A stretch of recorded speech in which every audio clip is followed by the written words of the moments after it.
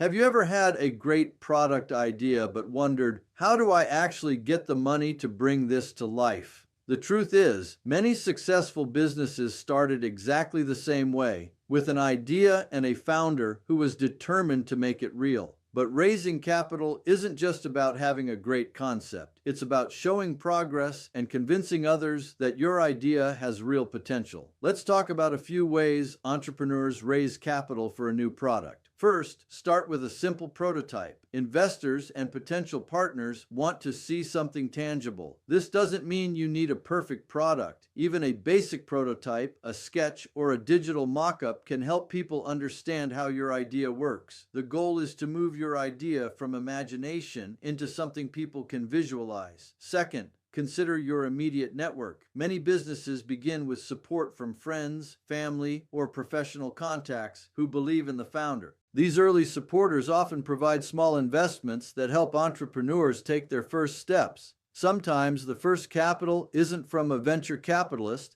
it's from someone who believes in you.